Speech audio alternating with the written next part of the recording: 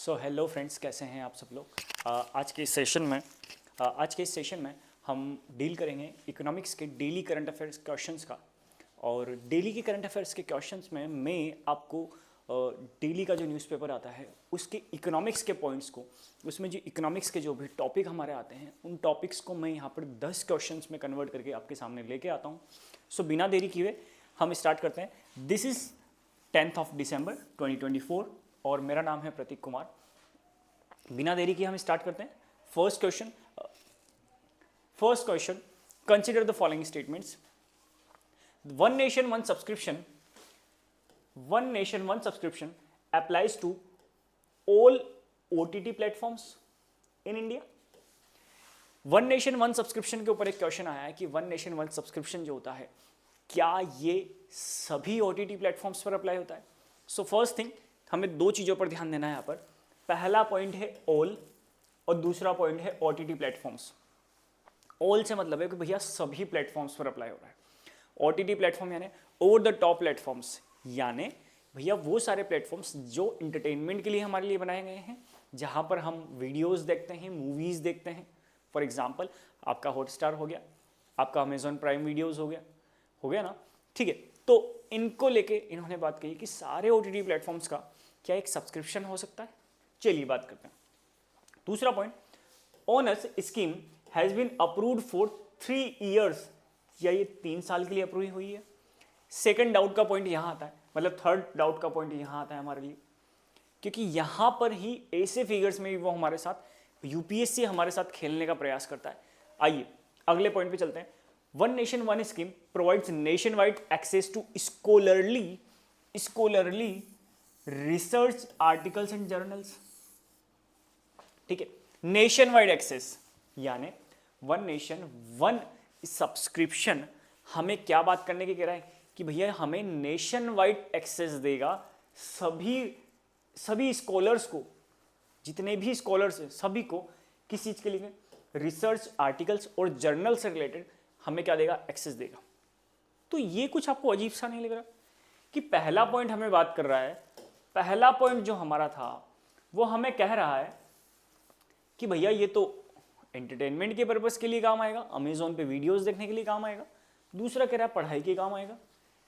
यहां पर आता है एक अप्रोच जिसे हम कॉन्ट्राडिक्शन की अप्रोच कहते हैं। कॉन्ट्राडिक्टरी स्टेटमेंट्स होते हैं ये दोनों, इनमें से कोई एक ही सही होगा। ठीक है, चलिए बढ़िया। One nation one subscription scheme will be coordinated by the information and library network, INFLIBNET. क्या ये सही है? बिल्कुल ये सही है, क्योंकि समझिएगा, पहली चीज आपने इसका कभी नाम नहीं सुना, ये बात क्लियर है। किसी भी स्टूडेंट ने शायद इसका नाम सुना होगा, ये क्लियर है। नाम नहीं सुना मतलब भैया ये बात उन्हें भी पता है कि ये चीज़ जो है ये स्टूडेंट को नहीं पता होगी। ठीक है, तो वो आपके लिए करेक्ट डेटा डालेंगे। यहाँ पर उन्होंने कलेक्ट एक इंस्टीट्यूशन का नाम डाला कि भैया ये इंस्टीट्यूशन है। ठीक है, तो ये चीज़ तो क्लियर हो गई कि ये रिसर्च आर्टिकल से रिलेटेड है और इंफॉर्मेशन एंड लाइब्रेरी नेटवर्क ये इससे कनेक्टेड है। मतलब लगभग सही जा रहा है, क्योंकि ये भी आर्टिकल है और यहाँ लाइब्रेरी का नेटवर्क और इंफॉर्मेशन एंड डेटा का नेटवर्क आ रहा है, यानी ये 2 पॉइंट सही जा रहे हैं। पहला पॉइंट तो हो गया गलत, ये बात तो क्लियर है। सेकंड पॉइंट पे हम अटक गए, क्या ये 3 सालों के लिए अप्लाई होता है? तो चलिए देखते हैं इसके बारे में। ये 3 सालों के लिए अप्लाई हो रहा है, ये बिल्कुल सही है। ये OTT प्लेटफॉर्म्स पे अप्लाई नहीं होता है। ठीक है, ओनस हमें नेशन वाइड एक्सेस देता है सभी स्कॉलरली रिसर्च एंड जर्नल से रिलेटेड। ओनस इन्फ्लीबीनेट जो है एक ऑर्गेनाइजेशन है जो कि यूनिवर्सिटी ग्रांट कमीशन इसे हैंडल करता है, और इसके ऊपर द मिंट न्यूज़पेपर में एक बहुत बड़ा आर्टिकल आया है फर्स्ट पेज पे, आप इसे देखिएगा। हम आगे बढ़ते हैं। Consider the following statements with respect to monetary policy committee, यानी MPC से रिलेटेड हमें बात करनी है। मॉनेटरी पॉलिसी कमेटी से रिलेटेड हम क्या करेंगे भैया? हम उससे रिलेटेड बात करेंगे। ये बात हम जानते हैं कि इकोनॉमिक्स में अगर हम टाइप्स ऑफ पॉलिसी देखें तो पॉलिसी 2 टाइप की होती है। पॉलिसी 2 टाइप की होगी। पहली वाली जो होगी वो होगी फिस्कल पॉलिसी, कौन सी पॉलिसी होगी? Fiscal policy. और दूसरी होगी मॉनेटरी पॉलिसी, ठीक है, दूसरी होगी monetary policy. Fiscal policy government of India handle करती है, मॉनेटरी पॉलिसी आरबीआई हैंडल करता है, ठीक है, क्लियर है? मॉनेटरी पॉलिसी आरबीआई हैंडल करता है, fiscal policy government of India handle करती है। यहां पर मॉनेटरी पॉलिसी की बात की जा रही है, यानी आरबीआई का मैटर चल रहा है भैया, ठीक है। तो मॉनेटरी पॉलिसी, ये जो मॉनेटरी पॉलिसी है इसको कंट्रोल करने के लिए, इससे रिलेटेड डिसीजंस लेने के लिए एक कमिटी बनाई जाती है जिसका नाम है मॉनेटरी पॉलिसी कमिटी, उसे हम एमपीसी कहेंगे। MPC replace the previous arrangement of technical advisory committee, इसे टीएसी के नाम से भी जाना जाता था पहले। The central government is empowered to constitute a 5 member MPC. जी हाँ, सेंट्रल गवर्नमेंट ही होता है जो मॉनेटरी पॉलिसी कमेटी को बनाता है, उनके पास पावर होती है, लेकिन इसमें 5 मेंबर होंगे या 5 से ज्यादा होंगे या कम होंगे, यहां पर एक क्वेश्चन मार्क लग जाता है, ठीक है। यूपीएससी हमारे साथ ऐसी जगह आकर खेलता है, ऐसे फिगर्स में, क्योंकि यूपीएससी मानता है कि भैया कम से कम ये चीज आपको पता होनी चाहिए कि ये कितने मेंबर की बॉडी होगी, ठीक है, और वो यहां आपके साथ खेलेगा। The MPC is interested with the task of fixing the benchmark policy rate, यानी रेपो रेट। बिल्कुल सही बात है, अगर आरबीआई का काम आ रहा है तो आरबीआई रेट्स में ही खेलती है, पॉलिसी रेट्स में खेलेगा, ठीक है। 2 ऑप्शन मेरे हिसाब से सही है, 1 और 3 इसका करेक्ट है, ओके। सो हम आगे बढ़ते हैं, देखते हैं एमपीसी के बारे में। मैंने एमपीसी के बारे में ज्यादा से ज्यादा लिखने का प्रयास किया है ताकि आपका यही रिवीजन हो जाए, ठीक है। सो स्टेटमेंट से रहे, एमपीसी रिप्लेस किया, बिल्कुल टेक्निकली एडवाइजरी कमेटी पहले हुआ करती थी, उसको रिप्लेस करके हम एमपीसी कमेटी लेके आए। जी हाँ, सेंट्रल गवर्नमेंट ने 5 मेंबर बॉडी एमपीसी को बनाया, ये भी करेक्ट है। और नहीं, ये कैसे करेक्ट हो सकता है? No, this is 6 member body, 6 member body. So MPC is a 6 member body, even यहां लिखा हुआ है MPC have 6 members, so this one is incorrect, okay. Statement 3 is correct. MPC is interested with the task of fixing the benchmark policy rate, that is repo rate. So remember, the benchmark policy rate is a repo rate. Repo rate क्या होती है कि भैया वो rate जहां पर RBI commercial banks या other scheduled banks को क्या देता है, लोन प्रोवाइड करता है। मान लीजिए कोई बैंक है, पीएनबी बैंक है, पीएनबी बैंक को पैसों की जरूरत पड़ी, आरबीआई से बोला भैया हमें पैसे चाहिए, आरबीआई ने तुरंत पैसे दे दिए, लेकिन आरबीआई जिस रेट पर पैसे देगा उस रेट को हम क्या कहेंगे, रेपो रेट कहेंगे। That is here, repo rate को हम बेंचमार्क पॉलिसी रेट कहेंगे। क्या कहेंगे? बेंचमार्क पॉलिसी रेट कहेंगे। फाइन सर, बहुत बढ़िया, चलिए आगे बढ़ते हैं। ठीक है, ये इन्फ्लेशन को कंट्रोल करने के काम आती है, ठीक है, ये इनका बेसिक फंक्शन है। एमपीसी का बेसिक जो फंक्शन आता है वो है इन्फ्लेशन को कंट्रोल करना, ठीक है। देखिए हमने 2 टाइप की पॉलिसीज पढ़ी, फिस्कल और मॉनेटरी पॉलिसी। इन दोनों का उद्देश्य यही है, इन दोनों का एम यही है। The aim is to control inflation and situation of deflation. Inflation and deflation की जो सिचुएशन है इनको कंट्रोल करने का काम हमारा होता है, ठीक है, बहुत बढ़िया। चलिए आगे बढ़ते हैं। कंपोजिशन की बात करें, एमपीसी में 6 मेंबर बॉडी होती है, 6 मेंबर्स होते हैं। आरबीआई जो होता है इसके गवर्नर होते हैं, आरबीआई जो गवर्नर है आरबीआई के वो इसके चेयरपर्सन होते हैं। तो याद रखिएगा, कई बार ऑप्शन में आता है कि क्या एमपीसी का हेड प्राइम मिनिस्टर होता है? जी नहीं, एमपीसी का हेड गवर्नर होता है, आरबीआई गवर्नर। वहीं आरबीआई के जो डेप्यूटी गवर्नर होते हैं, आरबीआई के जो डेप्यूटी गवर्नर होते हैं वो चार्ज होते हैं, वो इंचार्ज होते हैं मॉनेटरी पॉलिसी के। एक चीज और मुझे याद आई, आरबीआई के गवर्नर रिसेंटली चेंज हुए हैं, संजय मल्होत्रा करके, संजय मल्होत्रा इनका नाम रहा, ठीक है। इससे पहले आई थिंक श्रीनिवास सर थे, शशिकांत दास जी थे, और अब संजय मल्होत्रा जी आ गए। आरबीआई गवर्नर हो गया, दूसरा डेप्यूटी गवर्नर हो गया। 1 official nominated by RBI board, RBI board एक पर्सन को नॉमिनेट करेगा और 3 members government of India nominate करेगी, ठीक है। एक्सटर्नल मेंबर्स जो गवर्नमेंट ऑफ इंडिया के होते हैं वो 4 सालों के लिए होते हैं। और कोरम जो होता है, कोरम आप जानते होंगे, मीटिंग का कोरम होता है, यानी अगर इतने लोग मीटिंग में नहीं आए तो मीटिंग होगी ही नहीं। तो कोरम जो होता है 4 मेंबर्स का होगा। अगर 4 मेंबर्स मीटिंग में आ गए 6 में से तो भैया मीटिंग होगी, ठीक है। एटलीस्ट वन ऑफ हुम शेल बी द गवर्नर, और इनमें से कम एक गवर्नर होना चाहिए। और in his absence the deputy governor who is the member of the MPC. Governor और डेप्यूटी गवर्नर का होना आवश्यक है, याद रखिएगा। अगर इन केस ऑफ टाई, अगर टाई हो जाता है, क्योंकि 6 मेंबर की बॉडी है तो 3-3 का टाई हो सकता है किसी डिसीजन को लेके, तो आरबीआई गवर्नर के पास सेकंड वोट होगा, जिसे कास्टिंग वोट भी कहा जाएगा। चलिए बहुत बढ़िया, आगे हम बढ़ते हैं। ये एक आर्टिकल आया है कि मल्होत्रा जी, जो संजय मल्होत्रा सर हैं, इन्होंने संजय मल्होत्रा सर को लेटेस्ट एक ऑफिशियली आरबीआई का गवर्नर अनाउंस किया है। ये आईएएस ऑफिसर रह चुके हैं 1990 बैच के, ठीक है। चलिए आगे बढ़ते हैं। म्यूचुअली रिकॉग्निशन एग्रीमेंट से रिलेटेड हमें क्वेश्चन बताना है कि भैया इनमें से कौन सा स्टेटमेंट ट्रू है, इनमें से कौन सा ऑप्शन ट्रू है, क्या बताना है, इनमें से कौन सा ऑप्शन क्या है सर ट्रू है, हमें ये बताना है।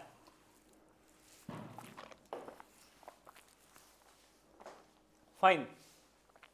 A mutually recognition agreement is a formal agreement between 2 or more countries or trading partners. Mutually recognition agreement, देखो नाम से हम इसको समझने का प्रयास करते हैं। म्यूचुअल यानी दोनों की सहमति से, दोनों की कंसेंट से बात चल रही है। रिकॉग्निशन यानी मान्यता देना, किसी को एक्सेप्ट करना, ठीक है, किसी चीज को एक्सेप्ट करना, क्या हम आपको रिकॉग्नाइज कर रहे हैं, ठीक है। एग्रीमेंट हो गया, तो ये फॉर्मल एग्रीमेंट हो सकता है, बिल्कुल हो सकता है। It allows them to recognize, accept each other's standards, regulations, conformity assessments, procedures for specific product और services। बिल्कुल, ये बात बिल्कुल सही है। फॉर एग्जाम्पल इंडिया में लेट्स से हम ले लेते हैं, हाँ, इंडिया में गेहूं को बनाने की, गेहूं को उगाने की जो प्रोसेस है, या लेट्स से इंडिया में हमने पाम ऑयल, इंडिया में हमने ऑयल बनाया, ठीक है, ईटेबल ऑयल बनाया हमने, ठीक है। तो इंडिया में जो हमने एडिबल ऑयल बनाया, वहाँ यहाँ जो स्टैंडर्ड है, हो सकता है वो स्टैंडर्ड कनाडा में नहीं हो, ठीक है। और कनाडा को ऑयल चाहिए, एडिबल ऑयल, तो कनाडा ने हमसे ऑयल मंगवाया, एडिबल ऑयल मंगवाया। अब जब कनाडा हमसे एडिबल ऑयल मंगवाएगा तो वो हमसे कहेगा कि भैया हमें, हमारा स्टैंडर्ड ये है, हमारे यहाँ एडिबल ऑयल में ये क्वांटिटीज़ होनी चाहिए, इतनी इतनी क्वांटिटी में, पाम ऑयल इतना ही होना चाहिए, इससे ज़्यादा नहीं होना चाहिए। हो सकता है उनके यहाँ पर स्टैंडर्ड कुछ अलग हो, हमारे यहाँ अलग हो। उन्होंने कहा कि भैया 1 लीटर के पाम ऑयल में, ठीक है, 1 लीटर के एडिबल ऑयल में 30% ही पाम ऑयल होना चाहिए, हमारे यहाँ पर वो 32% है, तो वो हमारा प्रोडक्ट एक्सेप्ट नहीं करेंगे। इसके लिए एक एग्रीमेंट किया, म्यूचुअली रिकॉग्निशन एग्रीमेंट। कहने का मतलब जो हमारे देश में नियम कानून है, स्टैंडर्ड्स हैं किसी चीज़ को लेकर, वही आपके देश में आप एक्सेप्ट करेंगे, ठीक है। हमारे यहाँ पर म्यूचुअली एग्रीमेंट हो गया इस चीज़ को लेकर कि भैया हमारे देश के प्रोसीजर्स आप एक्सेप्ट करने के लिए रेडी हैं, ठीक है। देखते हैं, the standard and requirement in one country can be sold और used in the other country without needing to undergo additional testing and certification. बिल्कुल करेक्ट है, all of the above are correct. आगे बढ़ते हैं। Which statement is wrong, C wrong पूछा यहां पर, with respect to forest advisory committee. Forest advisory committee से related इनमें से कौन सा स्टेटमेंट है जो गलत है? चलिए, नाम से पता चल रहा है फॉरेस्ट से रिलेटेड है और एडवाइजरी है सर, मैंडेटरी नहीं है, बाइंडिंग नहीं है, एडवाइजरी है। ज़्यादातर कमिटीज जो बनाई जाती है सर, वो एडवाइजरी इन नेचर में होती हैं, बाइंडिंग इन नेचर नहीं होती है, ठीक है। It is a statutory body, not a statutory body, पहला डाउट यहां आना चाहिए। It comes under ministry of environment, forest and climate change, दूसरा डाउट यहां आना चाहिए। फॉरेस्ट एडवाइजरी कमेटी हो सकता है मिनिस्ट्री ऑफ फॉरेस्ट में भी आती चाहिए, ठीक है। फॉरेस्ट मिनिस्ट्री में वैसे ये आ ही रही है, तो मिनिस्ट्री ऑफ एग्रीकल्चर में भी हो सकता है, लेकिन नहीं, चूंकि फॉरेस्ट इसमें आ रहा है तो बिल्कुल फॉरेस्ट मिनिस्ट्री में ही आनी चाहिए, ये करेक्ट हो सकता है।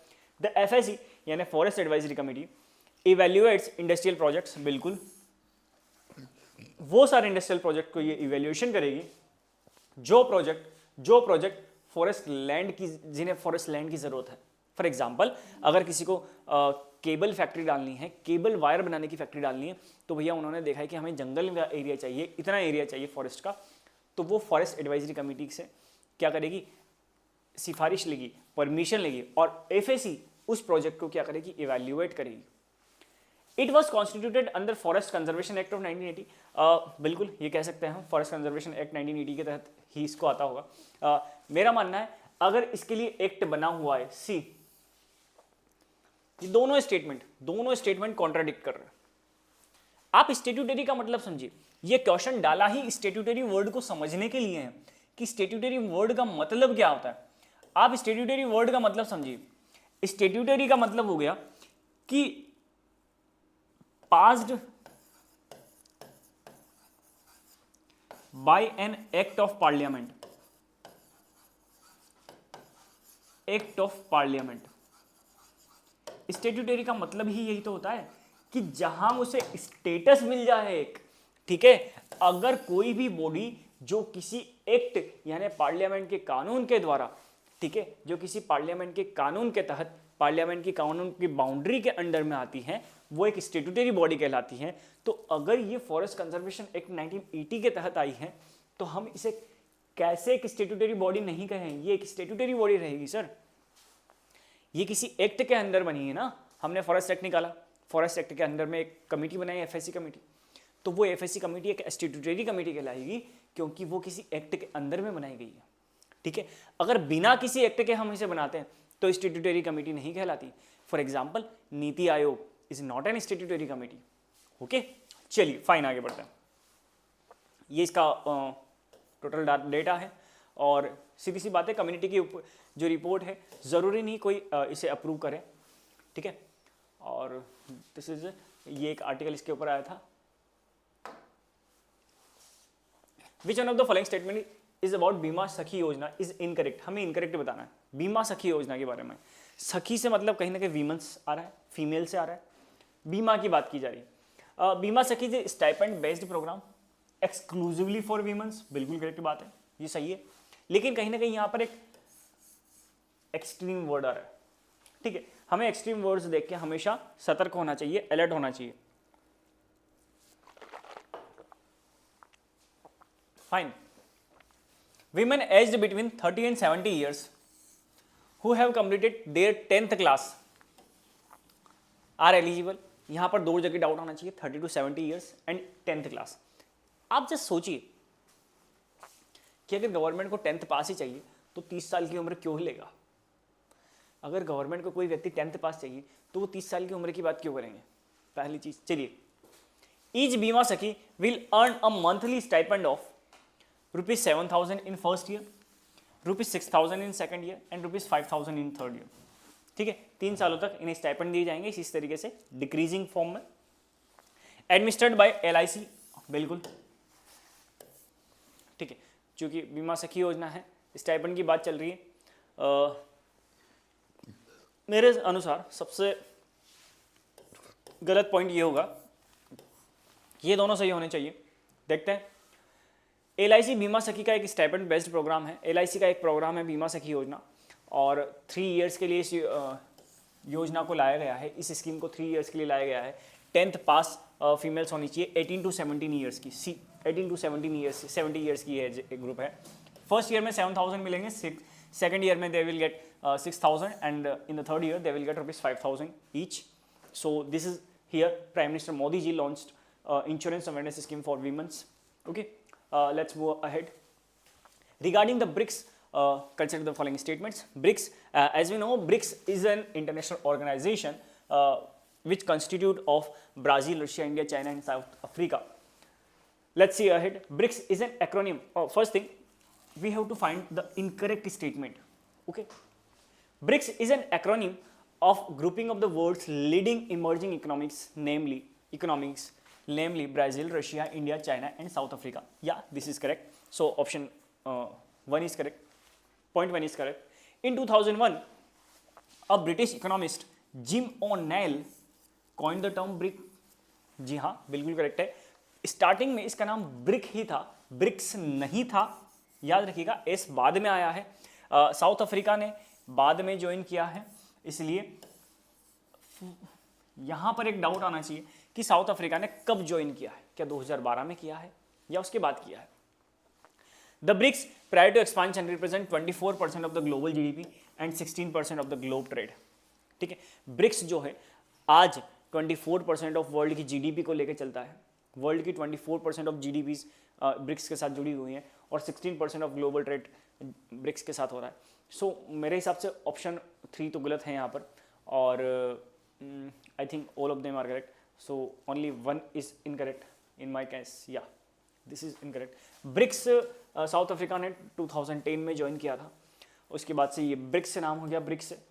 और फिलहाल जोहान्सबर्ग डिक्लेरेशन जो हुआ था, द जोहान्सबर्ग डिक्लेरेशन में क्या हुआ था, जो 2023 में हुआ था, जोहान्सबर्ग सिटी है वहाँ पर हुआ था, उसमें कहा गया था कि Argentina, Egypt, Ethiopia, Iran, Saudi Arabia, UAE, देखो अर्जेंटीना आ गया हमारा साउथ अमेरिका से, ठीक है, Egypt, Ethiopia, Iran, Saudi Arabia, ठीक है, सऊदी अरेबिया, यूएई हमारा मिडिल ईस्ट से आ जाएगा, और ये हमारे सेंट्रल ईस्ट कंट्रीज से आ जाएंगे, ठीक है। Had been invited to become full member of the from January 1 2024, so January 1 2024 से ब्रिक्स में अब इतने लोग और शामिल हो जाएंगे सर। खास पॉइंट आता है 1 2 3 4 5 6 कंट्रीज, 6 कंट्रीज ब्रिक्स में और जुड़ जाएगी, ठीक है। अभी तक 5 कंट्रीज थी, 6 कंट्रीज और जुड़ जाएगी, इनके नाम याद रख लेना। अर्जेंटीना, 2 बार ई आएगा, इजिप्ट और इथियोपिया, आई आएगा ईरान, सऊदी अरेबिया, यूएई। आगे बढ़ते हैं, चलिए। Consider the following statements about the HPV vaccine. So HPV के बारे में देख लेते हैं, हमें करेक्ट स्टेटमेंट बताना है। HPV is a group of more than 200 related virus, बिल्कुल पीछे वी से वायरस आ रहा है, of which more than 40 are spread through direct sexual contact. Okay, देखते हैं इसके बारे में। More than 95% of cervical cancer is caused by HPV virus. Okay, more than word use किया है इन्होंने, अप्रोक्सीमेट में वर्ड्स यूज किया है, मतलब ये करेक्ट है। इन्होंने ये नहीं कहा exact 95, that only 95% peoples are suffering from cervical cancer. Okay, so option 2 तो करेक्ट होगा ही सही, हमें करेक्ट ही बताना है, तो मेरे अनुसार ए और बी कटने चाहिए। एचपीवी का मतलब ह्यूमन पैपिलियोमा वायरस है, 3 भी करेक्ट है, सो 2 और 3 दोनों में आ रहा है, 2 भी इसमें आ रहा है। हमें देखना है कि 4 और 1 आते ही नहीं आते। It spread through skin to skin contact, C cervical cancer है और सेक्सुअल कॉन्टैक्ट की इन्होंने बात की है, तो फिर स्किन टू स्किन ये ट्रांसफर होना चाहिए। ऑप्शन 4 यहाँ पर करेक्ट हो जाता है। तो अगर ऑप्शन 4 करेक्ट है तो ऑप्शन 1 भी करेक्ट है, then I can say D is the correct answer. आगे बढ़ते हैं, चलिए, ठीक है, लगभग सेम चीज़ दिखी हुई है यहाँ पर, इसके ऊपर आर्टिकल आया हुआ है। हम आगे बढ़ते हैं। Which of the following is correct, हमें करेक्ट का पता करना है। First thing regarding central board of direct taxes, central board of direct taxes नाम से पता चल रहा है सर, सीबीडीटी, सेंट्रली स्पॉन्सर्ड है, सेंट्रल बॉडी है। डायरेक्ट टैक्स, सिर्फ डायरेक्ट टैक्स पे इनका अधिकार होगा। They have right only on direct tax. There are 2 types of taxes, the first one is direct tax, जिसे हम डीटी भी कहते हैं, direct tax. The second one is indirect tax. Direct tax में भैया, डायरेक्ट टैक्स में वो सारे टैक्सेस आएंगे, those taxes which government take directly from the people, directly from the public, okay, directly from the tax payers, without any middle human interference. Okay, while in case of indirect taxes, government take taxes through many brokers, through a long chain between the final taxpayer and the government. There are many people in between. Okay, so that is indirect tax. It is a non-statutory body. Let's see about it. This is a point where UPSC play with us. The CBDT is a part of Department of Revenue. Okay, ministry of finance बिल्कुल correct है। Department of revenue के अंदर ही आता है CBDT, और ministry of finance के अंदर ही आता है department. The CBDT is headed by chairman and also comprises of 6 members. यहाँ पर हमें डाउट है, ठीक है, चेयरमैन और उसके साथ 6 मेंबर्स होते हैं, इसके ऊपर हम ध्यान रखेंगे। It deals with matter relating to levy and collection of direct taxes, बिल्कुल करेक्ट बात है। 4th पॉइंट करेक्ट है हमारा, 2 पॉइंट करेक्ट है, 2 और 4 किस में आ रहा है? Option 3 is also correct, hence option 1 is wrong. CBDT central board of direct taxes जो है ये एक स्टेटूटरी ऑर्गेनाइजेशन है, इसके बारे में हम देखते हैं। तो मतलब टोटल यहाँ पर 7 मेंबर बॉडी हो जाती है, एक चेयरमैन भी हो जाएगा।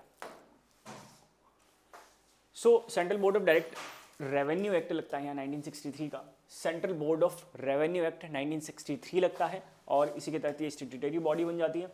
Department of revenue, ministry of finance, और इनकम टैक्स डिपार्टमेंट का इनके को ये डायरेक्टली अपने साथ हैंडल करती हैं, ठीक है, कंप्लीट सुपरविजन होता है इनका, और ठीक है। Which of the following is incorrect related to micro finance institutions?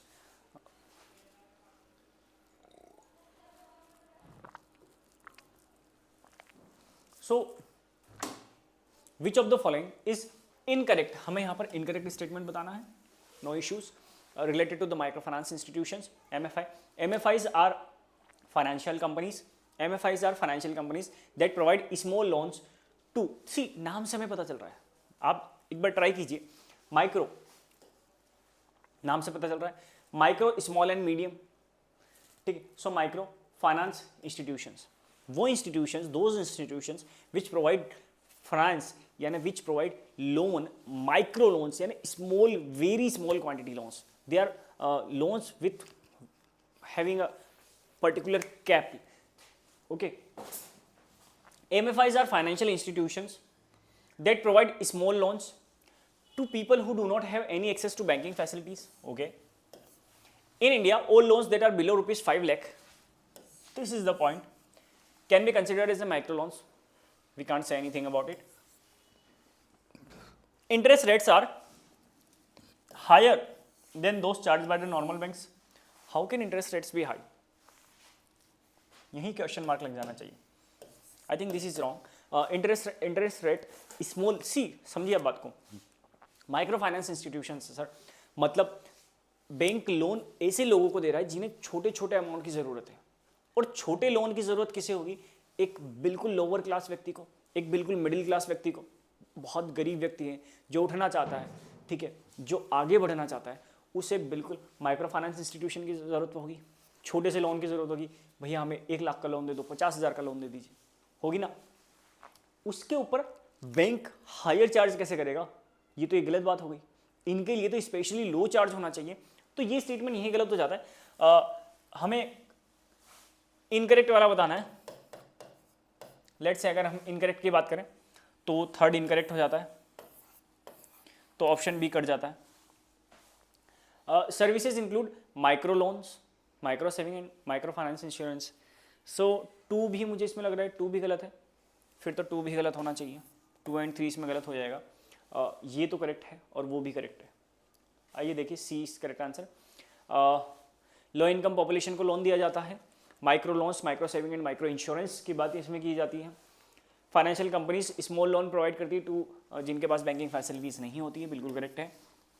Below rupees 1 lakh, सी 1 लाख से अगर कम का लोन चाहिए तो आपको माइक्रो फाइनेंस इंस्टीट्यूशंस के अंदर जाना चाहिए, और इंटरेस्ट रेट यहाँ पर लोअर होती है, एग्जैक्टली जैसा हमने सोचा था। Regarding the features of the copyright, copyright से रिलेटेड क्वेश्चन आया है, कॉपीराइट को लेकर भी कुछ इशू भी आया है, एक आर्टिकल भी आया है, देखते हैं। हमें इनकरेक्ट स्टेटमेंट बताना है।